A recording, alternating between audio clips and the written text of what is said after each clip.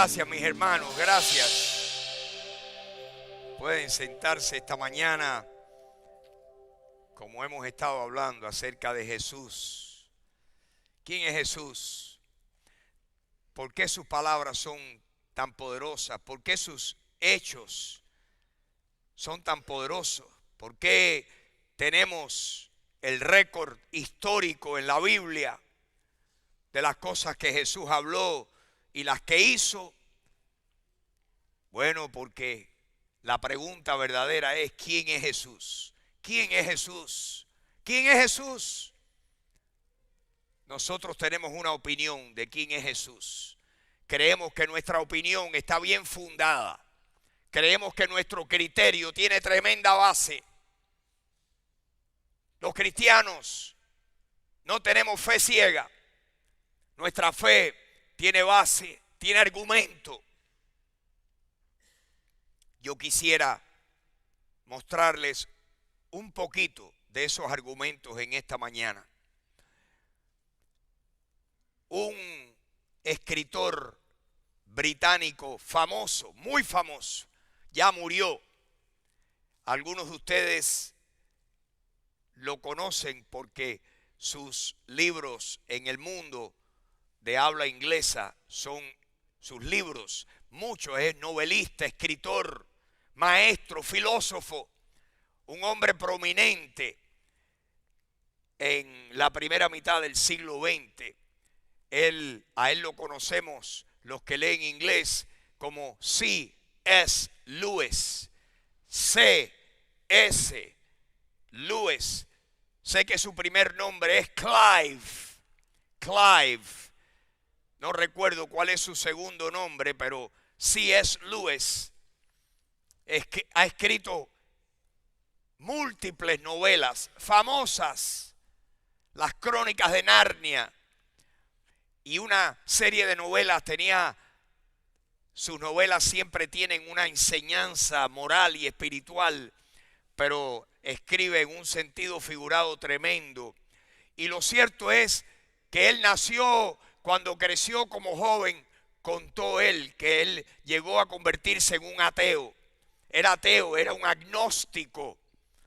No creía mucho en la existencia de Dios o en el mensaje de la Biblia, pero a través de personas que él conoció y de conversaciones y de tertulias y de sus propias inquietudes, llegó a la fe en Jesucristo y se convirtió en un gran defensor de la fe cristiana.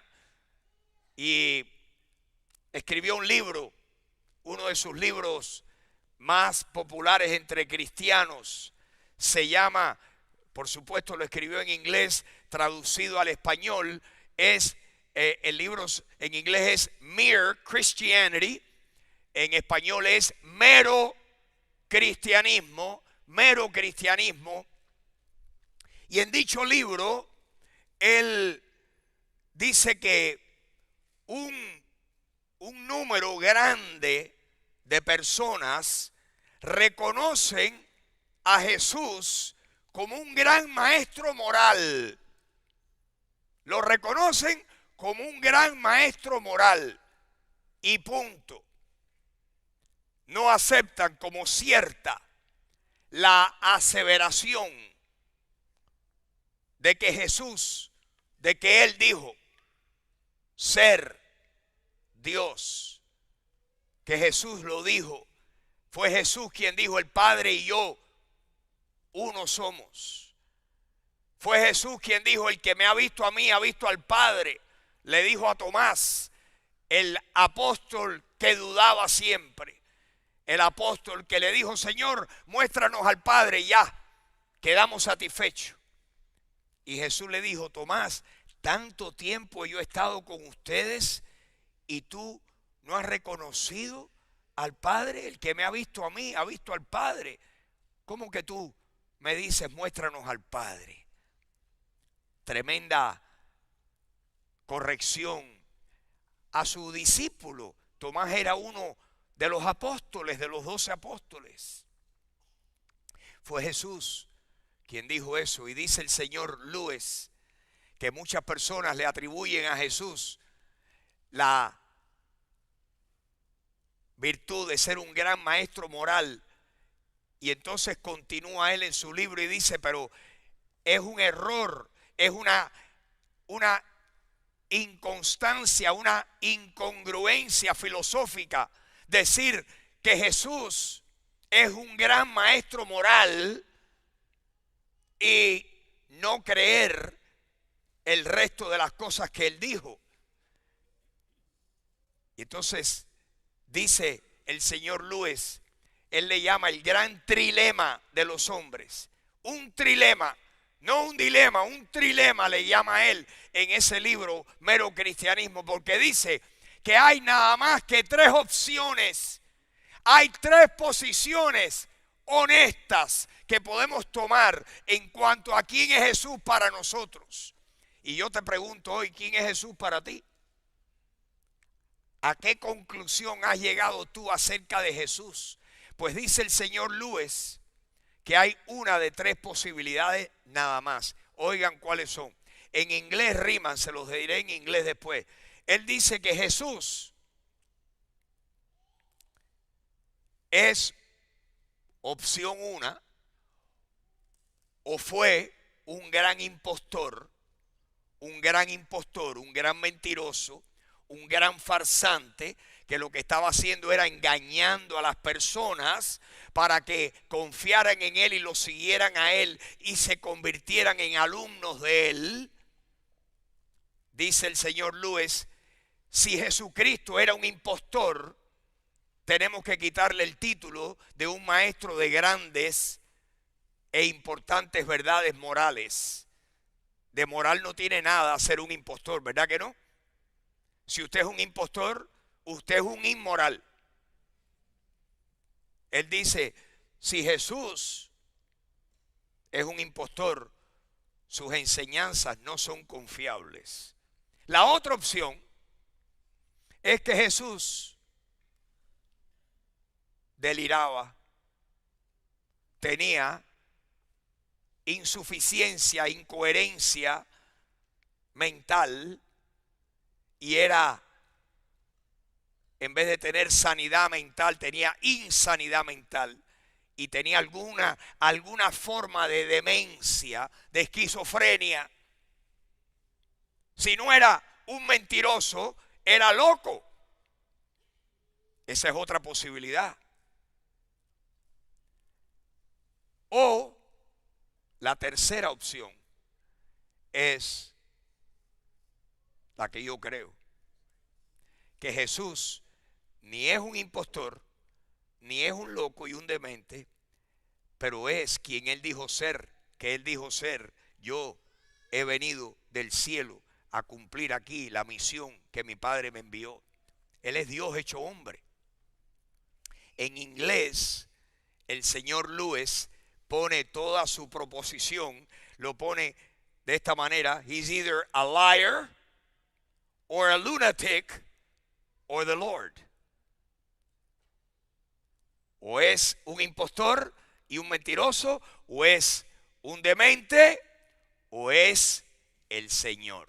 Yo quiero decirles a ustedes que es mi convicción que Jesús es Dios hecho hombre. Y yo quiero esta mañana, así es,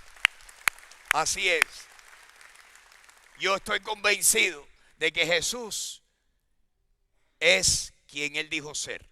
Y estoy convencido por otra razón, y es que yo estoy convencido que este libro es la verdad revelada de Dios para el hombre. Yo le apuesto a la Biblia siempre, no le apuesto a los filósofos, pero le apuesto al que dice aquí que esto es palabra de Dios. Me vino palabra del Señor. Toda escritura es inspirada por Dios, dice 2 de Timoteo capítulo 3 versículo 16. Toda escritura, 66 libros, es inspirada por Dios y útil para enseñar, para instruir, para corregir, para redarguir al hombre de Dios, a fin de que sea maduro, preparado para toda buena obra. Yo creo eso. Yo le apuesto a la Biblia. No le apuesto a los demás filósofos.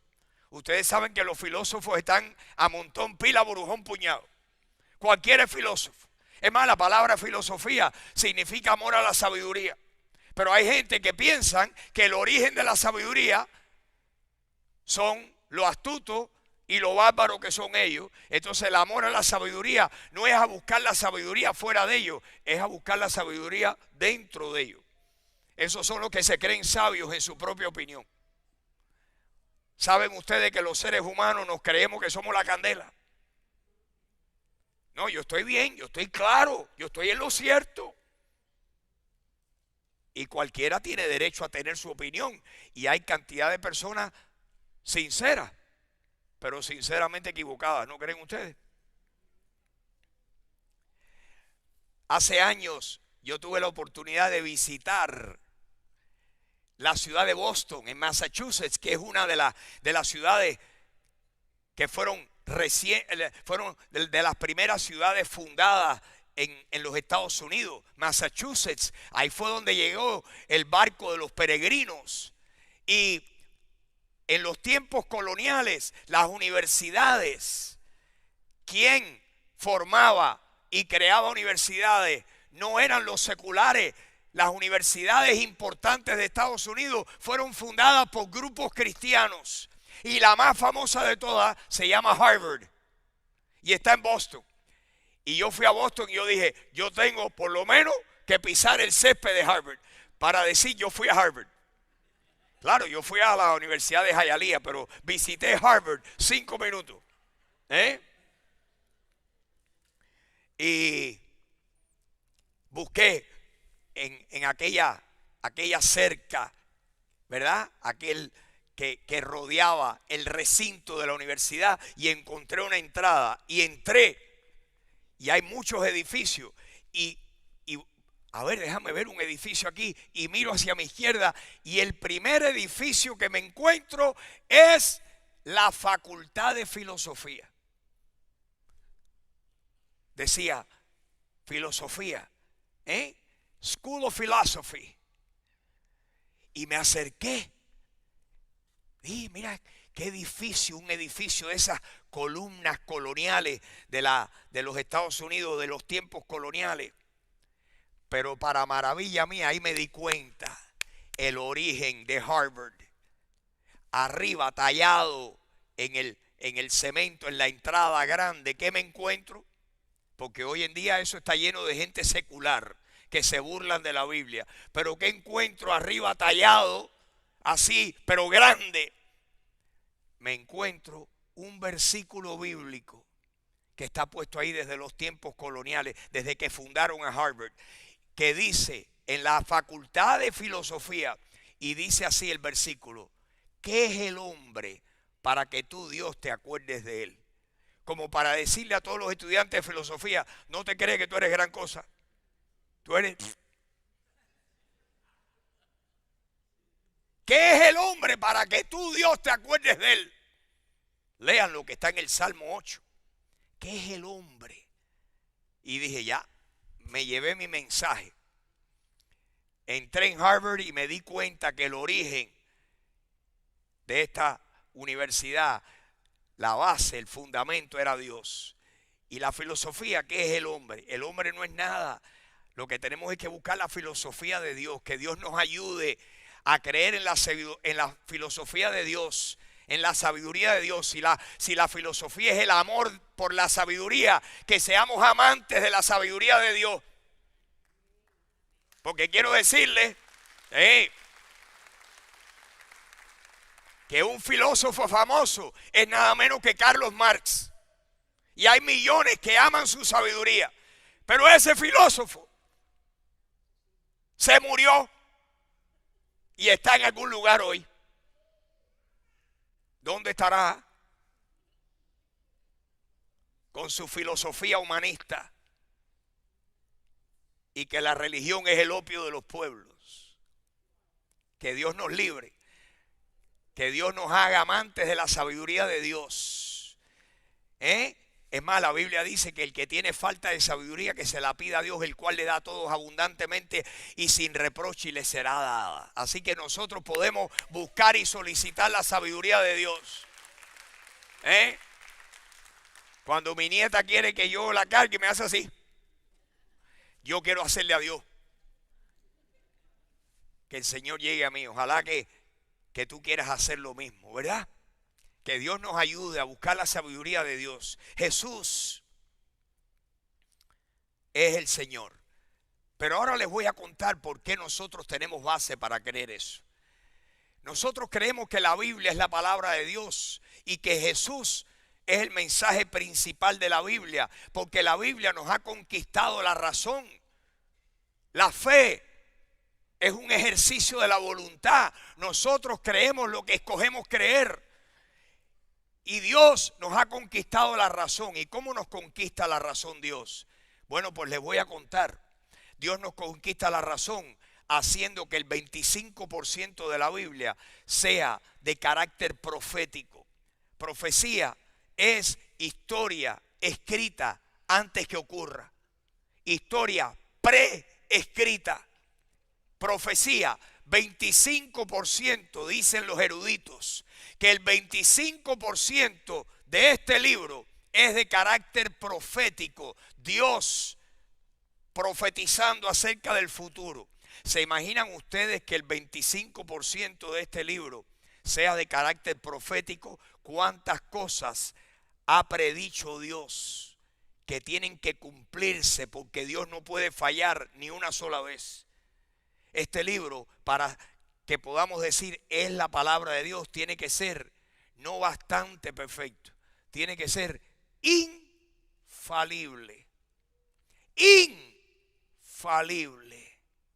Que en sus documentos originales, en los manuscritos originales, puede que aquí hayan pequeños errores en sus traducciones, pero son pequeños los errores. Pero este libro escrito en sus idiomas originales es infaliblemente la palabra de Dios. Y Dios nos tiene que convencer de eso. Y yo quiero intentar con un ratico esta mañana darles un pedacito de ese convencimiento de parte del Señor.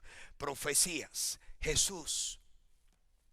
¿Sabían ustedes? La Biblia tiene dos partes, el Antiguo Testamento y el Nuevo. Todos sabemos eso. El Antiguo Testamento es todo lo que se escribió antes que Jesucristo pusiera pie en la tierra. Es más, el último libro del Antiguo Testamento se llama Malaquías. ¿Saben cuántos años antes de que Jesús naciera se escribió el libro de Malaquías? 400 años. En otras palabras, hubo 400 años de silencio profético de parte de Dios. Entre Malaquías y Mateo, 400 años de silencio, y de repente el silencio se rompe con una virgen concibiendo y dando a luz un niño engendrado por el Espíritu Santo. Pero el Antiguo Testamento, 39 libros que fueron escritos, no inspirados, pero escritos por descendientes de Abraham, escritos por ese pueblo que le llamamos el pueblo de Israel, o los judíos, o los hebreos. 39 libros que ellos, los profetas, fueron, todos los profetas del Antiguo Testamento fueron hebreos. La mayoría de la historia del Antiguo Testamento es la historia del pueblo de Israel. Los hebreos, los judíos, preservaron sus 39 libros por años. Lo preservaron. Mantuvieron los manuscritos originales escritos en hebreo, en el idioma hebreo. Hay muy pocos libros en el Antiguo Testamento, nada más que el libro de Daniel, que fue escrito en arameo. ¿Por qué? Porque el pueblo de Israel estaba esclavizado en Babilonia y allí hablaban arameo. Pero con esa excepción, el Antiguo Testamento escrito en hebreo, preservado por los judíos. Y hay personas que dicen, ay, pero las cosas que dicen ahí probablemente las escribieron después que pasaron para que concordaran con los acontecimientos. La vida de Jesús, óigame bien, que se le grabe este dato. El Antiguo Testamento contiene docenas de datos que Dios le reveló a sus profetas acerca de su Mesías, de su ungido.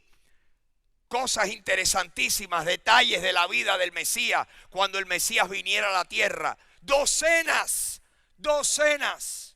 Yo les quiero mostrar unos poquitos esta mañana, no docenas. Usted tiene que hacer su búsqueda si quiere encontrar las docenas, y hay maneras de encontrarlas. Pero yo, por causa del tiempo y la brevedad, me voy a limitar a unas cuantas, a unas pocas.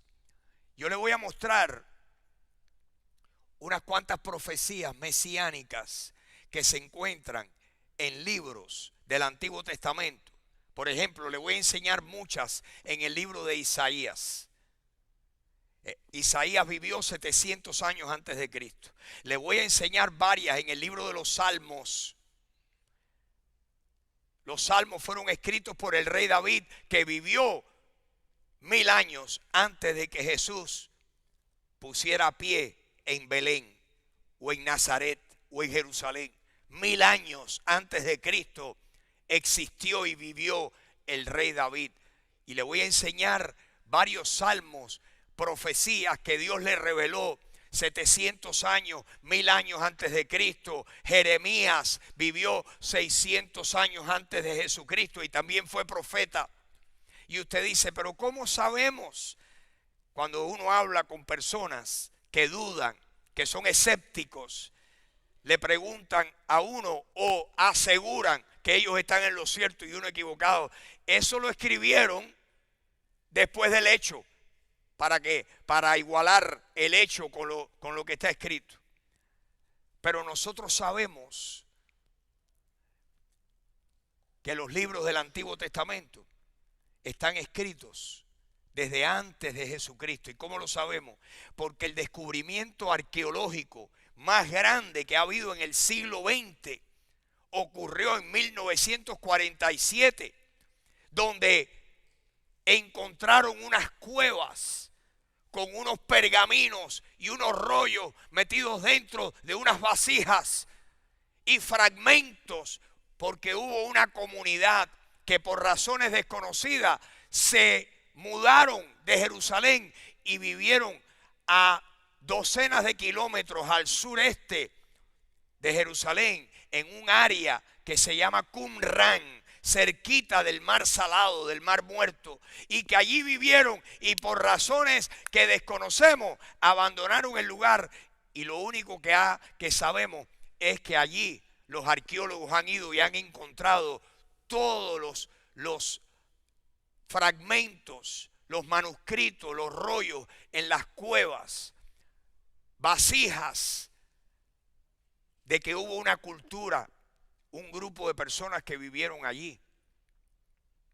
Los rollos del mar Muerto es el descubrimiento más importante para la fe cristiana en el siglo XX. ¿Por qué? Porque nos aseguran, ya han comprobado que todo lo que encontraron lo han comprobado y existía por lo menos 100 años antes de Jesucristo estar en Belén y en Nazaret y en Jerusalén. Los manuscritos esos, ¿dónde están hoy? Pues están en Israel, están en Jerusalén. ¿Dónde están? Están en un museo. Hay libros de los que encontraron de rollos que los han abierto, esos pergaminos. Y si usted lee hebreo, los que están allí que leen en hebreo, saben que en hebreo se lee de derecha hacia la izquierda, de derecha a izquierda. Van allí en el Museo de Israel y leen principalmente el libro que han encontrado casi en su totalidad. Es el libro de Isaías. Y la gente puede pararse allí, ir caminando y darle la vuelta al círculo aquel leyendo el libro de Isaías. Los manuscritos del Mar Muerto. Los manuscritos del Mar Muerto demuestran de que históricamente la Biblia fue escrita antes de Jesucristo, el Antiguo Testamento. quiero mostrarles un pequeño video que dura 2 minutos y 20 segundos del Museo de Israel. Quiero que vean esto para que tengan ustedes base para su fe. La fe cristiana debe ser una fe inteligente y lógica y debe tener base y sustancia. Veamos este video, si me lo pueden poner. Denme 2 minutos y pónganle mucha atención.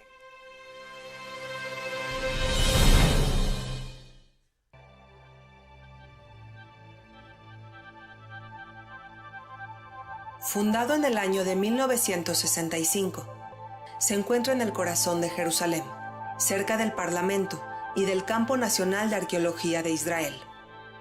Uno de sus edificios es el majestuoso Santuario del Libro, en el cual se encuentran exhibidos parte de los rollos del Mar Muerto.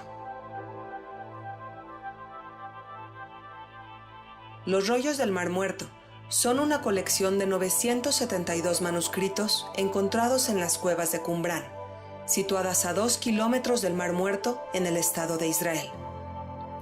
Los primeros rollos que salieron a la luz fueron descubiertos por 2 pastores beduinos en 1947, y este descubrimiento motivó a la búsqueda de arqueólogos de todo el mundo, lo que dio como resultado el hallazgo de históricos documentos en 11 cuevas más. Dentro de los rollos del Mar Muerto se encuentran los textos bíblicos más antiguos encontrados hasta la fecha, pues estos datan del año 250 antes de la Era Común.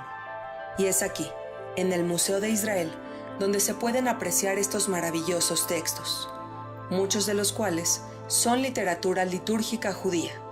La mayoría de estos están escritos en hebreo, el resto en griego y en arameo. En la parte central del museo se exhibe majestuosamente el rollo de Isaías.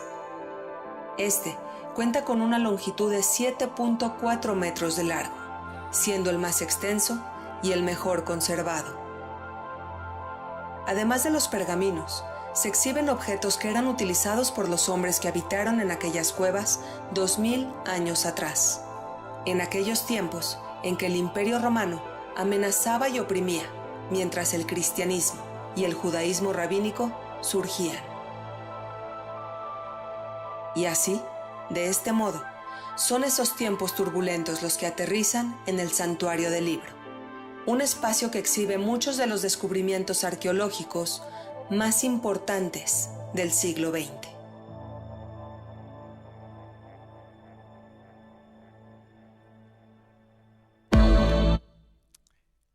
El rollo de Isaías. Permítame mostrarle unos versículos en Isaías. Si me pudieran poner Isaías capítulo 7, versículo 14. ¿Qué dice Isaías 7:14? Dios le dice al profeta Isaías: escríbele a mi pueblo y dile que el Mesías que van a nacer, miren lo que dice, ¿cómo van a nacer? El Señor les va a dar una señal. La Virgen concebirá y dará a luz un hijo, y su nombre se llamará Emmanuel, que significa, traducido al castellano, Dios con nosotros. La Virgen iba a concebir, eso está en Isaías 7:14, eso está entre los rollos del Mar Muerto.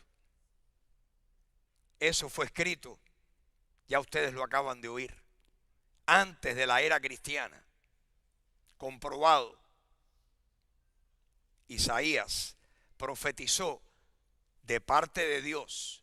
Isaías era el vocero, era el que escribía, el secretario de Dios, pero el que estaba dictando era Dios.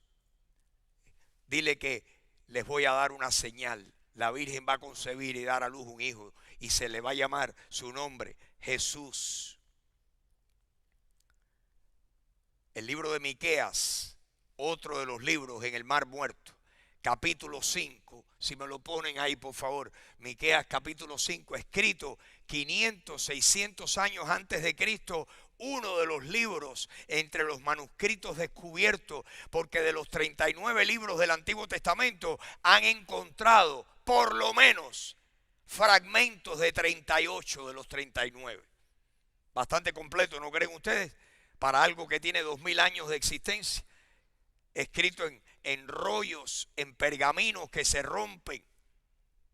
Miqueas capítulo 5, Dios le dice al profeta Miqueas: Miqueas, ahora quiero que tú le digas a mi pueblo que el Mesías, el que yo voy a mandar, quiero que le digas dónde van a nacer. Háblale a Belén, que era en aquel entonces y todavía sigue siendo hoy en día una ciudad insignificante en comparación con Jerusalén. Pero en aquel entonces Belén era una aldea, es la aldea donde nació David. Y ustedes saben que Jesús tenía que venir del linaje de David, y David era de Belén. Y Dios le dice a Miqueas: dile a mi pueblo que aunque la ciudad de Belén, Éfrata, es pequeña e insignificante entre las miles de aldeas en Israel, sin embargo, de ti, Belén, me saldrá ¿quién? El que será ¿qué? Señor ¿de quién? De Israel. Va a salir de Belén. En otras palabras, el que iba a nacer en Belén. Pero por si acaso se iban a confundir la gente, le dice: espérate, no, dile que no se vayan a creer que es que su comienzo fue en Belén. Miren cómo termina el versículo. Su salida, para aclarar bien la cosa, su salida nació en Belén, porque en ese momento intervine yo en la historia. Pero sus salidas son ¿desde cuándo? Desde el principio, desde los días de ¿qué? En otras palabras, el niño que nació de la Virgen, que nació en Belén, sus salidas, él está en existencia desde los tiempos de la eternidad. ¿Por qué? Porque Jesús es Dios, completamente Dios. Porque Dios es Padre, Hijo y Espíritu Santo. Y la Trinidad, los tres son Dios. Y aquí está hablando acerca de otra de las tantas profecías mesiánicas. A ver, por favor, si me ponen ahí otra profecía en Jeremías capítulo 31. Ustedes han oído hablar que cuando los sabios del oriente se les apareció la estrella, vinieron siguiendo la estrella hasta Jerusalén, hasta Israel, y le dijeron a Herodes: ¿dónde es que ha nacido el rey de los judíos? Su estrella vimos en el oriente y desde allá venimos para adorarle. Y aquí traemos nuestros camellos llenos de regalos para el rey de Israel. Eran hombres sabios que aún viviendo en otra nación sabían que Dios iba a mandar al rey de los judíos, que era el Mesías. Y vinieron, y Herodes se llenó de celos y dijo: por favor, díganme dónde está. Cuando encuentren dónde está el niño. Dios se le reveló a ellos que no regresaran por el mismo camino que vinieron, sino que fueran por un camino diferente, porque Herodes iba a atentar contra la vida del niño. Y así hicieron aquellos sabios, que entre paréntesis no eran tres, no sabemos cuántos eran. No era Melchor, Gaspar y Baltasar. Esos son inventos cubanos. Eran sabios del oriente. No, fueron por otro lado. ¿Y qué hizo Herodes? Se llenó de ira y dijo: ¿dónde dijeron que iban? Iban a la región de Belén. Mandó a sus soldados a matar a todos los niños de 2 años para abajo, para eliminar al que le iban a llamar el rey de los judíos. Lo que pasa que Dios había sacado a José y a María y los había enviado, les había revelado que se fueran para Egipto porque iban a atentar contra la vida del niño. El Señor tenía un plan con su Mesías. ¿Y qué pasó con esas madres cuyos hijos fueron matados, masacrados por el bárbaro de Herodes? Bárbaro en el sentido malo. Miren lo que dice aquí en Jeremías. Jeremías, escrito 600 años antes de Cristo, revela y profetiza de que iba a haber un grito, un lloro, un lamento por las mujeres que nadie las iba a poder consolar. Así ha dicho Jehová, voz fue oída en Ramá, llanto y lloro amargo. Raquel es la madre de Israel. Raquel que lamenta por sus hijos y no quiso ser consolada acerca de sus hijos porque perecieron. El lamento que leemos en el Nuevo Testamento fue escrito en el libro de Jeremías cientos de años antes que Jesús naciera en Belén. Quiero que vean Isaías capítulo 50, si me lo pueden poner por favor. Isaías 50, ya les conté Isaías cuando fue escrito. Aquí describe la pasión, los sufrimientos de Jesucristo, cómo lo agarraron, lo prendieron y abusaron de él. Y miren lo que dice aquí, escrito 700 años antes que Jesús estuviera en el huerto de Getsemaní. Di mi cuerpo a los heridores, di mis mejillas a los que me arrancaron la barba, que fue lo que le hicieron a Jesús. No escondí mi rostro de sus injurias ni de sus escupitazos. Nos dice el Nuevo Testamento que a Jesús lo prendieron y le golpearon, le arrancaron la barba, lo escupieron, lo maldijeron. Esto está predicho, profetizado 700 años antes que Jesucristo estuviera aquí en las calles de Israel. Mire lo que dice Isaías 53:12. Jesucristo fue crucificado. Usted y yo sabemos que a los que cometían delitos, ¿qué hacían los romanos? Los crucificaban. Y en público, para que el pueblo temiera, para que temiera el castigo. Y sabemos que el día que crucificaron a Jesús, junto con él crucificaron a 2 ladrones. ¿Cierto? Aquí está en Isaías. Dice que fue contado con los pecadores. O sea que estuvo en la compañía de los pecadores. Allí estaba en medio de pecadores, de los ladrones en la cruz. Esto nos describe que en la crucifixión de Jesucristo, Dios profetizó que sería crucificado entre 2 ladrones. Quiero que vean lo que dice el Salmo 69, escrito 1000 años antes de Cristo. Dice el versículo 21, que cuando estuviera crucificado el Mesías, le darían a beber en vez de agua. Cuando la pidió y dijo, tengo sed, le dieron a beber en vez de agua. ¿Le dieron a beber qué? Le dieron a beber vinagre, nos dice el Nuevo Testamento.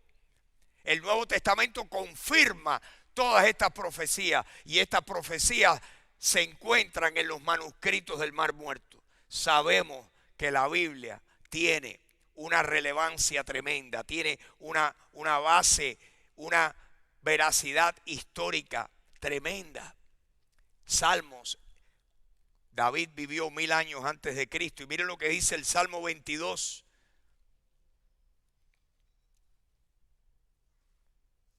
Este tipo de muerte y de castigo no se conocía en Israel. Y Dios profetizó que el Mesías sería rodeado de perros, cuadrilla de malignos, y que traspasarían sus manos y sus pies. Sabemos que en la crucifixión el Señor fue traspasado por las manos y por los pies. Eso profetizado 1000 años antes de Cristo. Mire lo que dice el Salmo 34. Dice que los crucificados, como al final del día, a la caída de la tarde, cómo era que terminaba el espectáculo de la crucifixión, le partían los huesos, las piernas, las rodillas, para que no pudiera el crucificado aguantar más el peso de su cuerpo, y morían asfixiados. Cuando llegaron a Jesús, nos dice el Evangelio de Juan que lo encontraron ya muerto, ya había entregado su espíritu, y lo que hicieron, en vez de partirle los huesos, que le clavaron la espada en su costado, Dios le reveló a David que él guardaría todos sus huesos, que ni uno de ellos sería quebrantado. El Mesías no habría que quebrantarle los huesos, porque murió antes de que llegaran a hacérselo. ¿Por qué? Porque se tenía que cumplir esta profecía. Dice Isaías 53:9 que fue enterrado entre los ricos. Se dispuso entre los malos. Fue sepultado, pero con los ricos fue en su muerte. ¿Por qué? Porque José de Arimatea, conocemos la historia del Nuevo Testamento, José de Arimatea era rico y era discípulo de él, y le pidió a las autoridades el cadáver y lo puso en su tumba, la cual nunca se había utilizado. Y Jesús murió en una tumba de ricos, allí en aquella colina. O sea que con los ricos fue en su muerte, y esto escrito 700 años antes que el Mesías estuviera aquí en la tierra. Y por último dice el Salmo 16, estos son unos poquitos. Yo les conté que hay docenas de profecías mesiánicas, profecías acerca del Mesías. Y dice el Salmo 16 que Dios no dejaría a su santo en el sepulcro. Aquí profetizando que Jesucristo resucitaría de entre los muertos. ¿Quién es Jesús? Jesús es nada menos que el Mesías. ¿Quién es Jesús? Es Dios. No es ni un impostor, no es ni un loco, es el Señor. Eso creo yo. Y a eso le apuesto toda mi vida.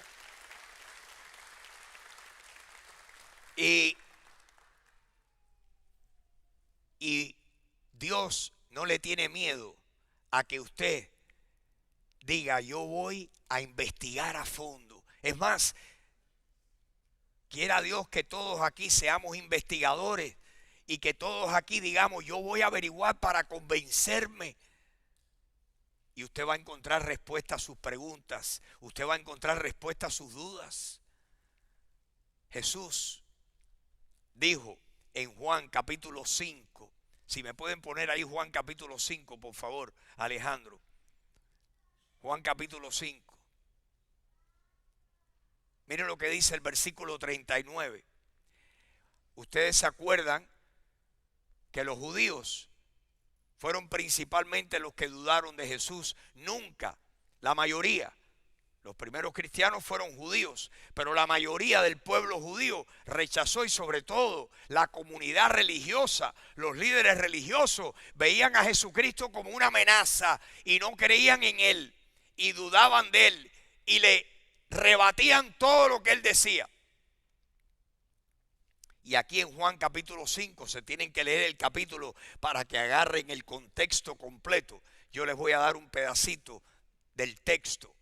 Jesús, a los que estaban ahí debatiendo con él, él les dice, ustedes escudriñan la Biblia, ustedes escudriñan las Escrituras porque ustedes piensan que en ellas van a encontrar la vida eterna.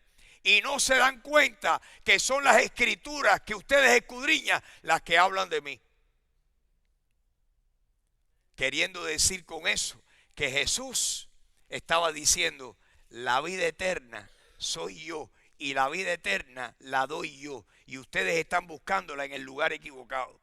Porque ustedes están escudriñando las Escrituras sin fe. La están escudriñando religiosamente sin fe. Y ustedes están rebuscando en las Escrituras porque ustedes piensan que así van a encontrar la vida eterna, porque ustedes están tratando de ganarse la vida eterna ustedes y no se dan cuenta que no se pueden ganar la vida eterna. La vida eterna se las tengo que dar yo a cambio de la fe de ustedes, porque Dios recompensa la fe. Nadie se puede ganar un lugar tan perfecto como el cielo. Para poder ir al cielo hay que ser humilde y decir, yo no me lo merezco. Cuando yo me veo tal cual soy, digo, Señor, ¿quién soy yo para que tú me ames? Yo espero que usted se sienta igual. Esa canción, esa última canción que cantamos, cuando me veo tal cual soy, tengo que decir, Señor, renuévame tú, haz algo en mi vida. Primero sálvame y luego, Señor, revísteme. Revísteme de ti, Señor, de tu justicia. Y eso es lo que Jesucristo quiere y puede hacer con cualquiera de nosotros. Primero, darnos el perdón y perdonarnos para que podamos oír de parte de Él: yo no te condeno. Porque la Biblia dice que no envió Dios a su Hijo al mundo para condenar al mundo, sino para que el mundo sea salvo por Él. Y el que en Él cree, dice Juan 3:18, no es condenado. Pero el que no cree ya ha sido condenado porque no ha creído en el nombre del unigénito Hijo de Dios. Dios no condena a nadie, el hombre se condena a sí mismo al rechazar la oferta de Dios. La oferta de Dios es: mira, te quiero dar un regalo, la vida eterna. Yo pagué tus pecados, por eso me hice hombre. La gente no sabe por qué Jesús era perfectamente Dios y perfectamente hombre. Jesucristo era todo Dios y todo hombre. El único ser que ha caminado todo Dios y todo hombre en la tierra se llama Jesús. ¿Por qué? Porque para poder ser perfecto tenía que ser Dios. Pero para poder pagar los pecados de carne y hueso tenía que ser hombre como tú y como yo. Tenía que ser nuestro pariente. Tenía que tener la misma sustancia tuya y mía. Y como hombre murió, pero como Dios era perfecto, su carácter intachable. Y lo hizo para pagar nuestros pecados, los tuyos y los míos, para que todo aquel que en Él cree no se pierda, mas tenga vida eterna. Yo creo que Jesús es el Mesías. Yo creo que Jesús es Dios, que no es ni un impostor ni un demente, es el Señor. Usted escoja lo que usted quiere creer, No vaya a pensar usted que todo el que viene a la iglesia está convencido. Hay quien viene a la iglesia y eso es como una transferencia en un ómnibus. Dame la transferencia, pero pronto me bajo. Acuérdense que la iglesia no hace a nadie. Es como el estacionamiento de su automóvil. Usted se puede parar en el estacionamiento de su automóvil toda su vida y jamás se va a convertir en un Chevrolet. Tiene que haber una naturaleza en nosotros. Y la naturaleza de Dios es cuando abrimos nuestro corazón y le decimos: Señor Jesús, yo creo que tú eres el Señor. Por eso Pablo lo dijo de esta manera: si confesares con tu boca que Jesús es el Señor y creyeres en tu corazón que Dios lo levantó de entre los muertos, serás perdonado y serás puesto a salvo. Con el corazón se cree y con la boca se confiesa.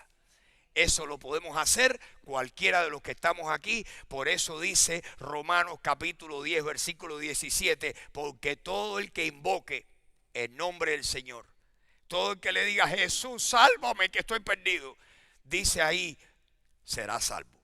Todo aquel que invoque el nombre del Señor será salvo. Eso es para ti y eso es para mí. Pero ¿quién toma la decisión? Cada uno de nosotros. Yo le pido a Dios que tú tomes la tuya y que sea la correcta. Que tú también puedas decir: yo creo que Jesús es el Señor, es Dios hecho hombre, el Mesías, el prometido, el profetizado. Yo creo eso. Y dice la Biblia que cuando creemos eso, creyendo, recibimos vida en su nombre. Amén. Vamos a tener un momento de oración. Padre celestial, esta mañana te damos gracias, Señor. Aunque hemos tocado nada más que un poquito la superficie del asunto, pero Señor, queremos ser personas convencidas. Señor, no queremos tener inconstancia intelectual. Te pedimos que hay muchos aquí que están convencidos de quién tú eres, Señor. Pero lo que han oído hoy, si se lo pudieran aprender de memoria, les serviría para poder tratar de persuadir a seres queridos que todavía no están convencidos. Yo te pido, Señor, que todos los que estamos aquí, y tú lo hagas en mí también, que seamos discípulos serios tuyos. Señor, tú estás buscando discípulos serios. Tú estás buscando alumnos serios. Tú estás buscando seguidores serios. Señor, yo te pido hoy en el nombre de Jesús que tú hagas de cada persona que es parte de esta congregación discípulos serios. Que los que están titubeando, Señor, que tú los convenzas con tu palabra. Que de repente, Señor, despierte en ellos un deseo por las Escrituras, de escudriñar las Escrituras para encontrar a Jesús que dijo: ustedes escudriñan las Escrituras y son ellas las que dan testimonio de mí. Señor, te pido que hagas eso con todos los que estamos aquí. Y mi amigo o mi amiga, si tú estás aquí en esta mañana y nunca le has dicho a Jesús lo que un día hice yo, solo, sentado en un sitio con una Biblia abierta, de repente fui desafiado por la Biblia, por Dios que estaba trabajando en mi interior. Quizás Dios está trabajando en tu interior y lo que tú sientes, ese jaloncito, ese es Dios. Dios te está hablando. Dios está hablando porque Jesucristo dijo que si Él fuera levantado en alto, atraería a todos los hombres así. Jesús te está atrayendo. Él es el imán. Él es el imán. Y quizás tú estás aquí y es porque tú estás respondiendo a ese imán. Pues en este momento habla con Él. Yo te animo, yo te imploro que tú hables con Él en tu fuero interno y que le digas: Jesús, yo necesito un Salvador. Tengo defectos, tengo muchos. La mayoría, la gente ni los conoce, pero los conozco yo. Y tú también. Tengo defectos, tengo pecados, pero quiero recibir perdón de mis pecados. Quiero recibir salvación y vida eterna. Jesús, tú moriste y al tercer día resucitaste para pagar todos mis pecados y yo te recibo como mi Salvador. Mi amigo, mi amiga, díselo a Él. Va a ser la decisión mejor que tú hayas hecho en toda tu vida. Jesús dijo: de cierto os digo, el que cree en mí tiene vida eterna. Si tú aceptas a Jesús, Él va a entrar en tu vida. Si lo haces de verdad, van a empezar a haber cambios de adentro para afuera. El Señor va a empezar a cambiarte. Va a empezar a hacer cosas que tú dices: ¿de dónde viene esto? ¿De dónde vienen estos cambios, estos pensamientos más puros, estos deseos más puros? Vienen de que el Señor los está produciendo en ti. Señor, yo te pido que si hay alguna persona aquí esta mañana que hasta el día de hoy no te había recibido, que hoy sea su día. Que hoy sea el día de su salvación, Señor. Señor, esta mañana hay muchos que estamos aquí, que estamos convencidos que la Biblia es la palabra de Dios. Hay muchos que estamos aquí, que estamos convencidos que Jesús es el Hijo de Dios, que el Padre y el Hijo uno son, y que Jesús vino al mundo para salvarnos a nosotros. Y lo creemos. Señor, yo te pido que sean todos los que están aquí que crean esas verdades. Lo ponemos en tus manos. Te damos gracias. Te damos gracias. Ayúdanos, Señor,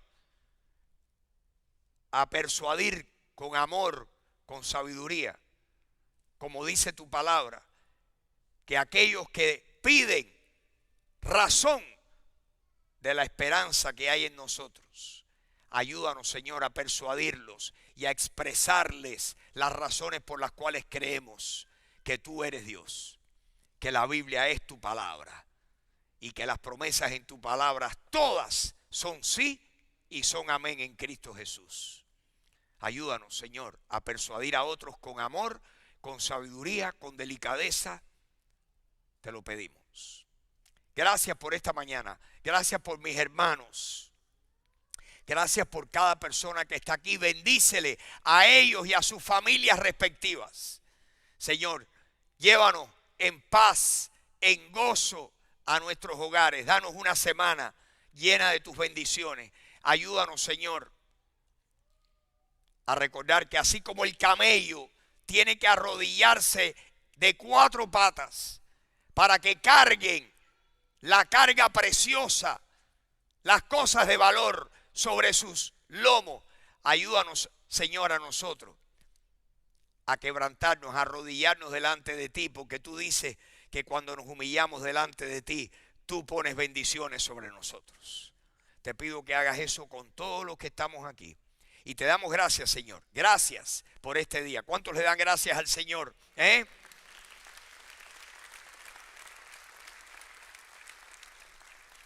Yo nunca les pediría que ustedes den gracias por lo que yo dije, pero que ustedes den gracias por todos los versículos que ustedes leyeron. Los que leyeron. Lo que tiene valor y poder e importancia aquí es cada versículo que usted oiga o citado o puesto en la pantalla. Y a Dios sea toda la gloria. Amén. Y Señor, te damos toda la gloria a ti. Toda la gloria te la damos a ti. Gracias. Gracias por ser el autor de la verdad. Señor, tú dijiste que la verdad tú nos las darías a conocer y que es la verdad la que nos haría libres.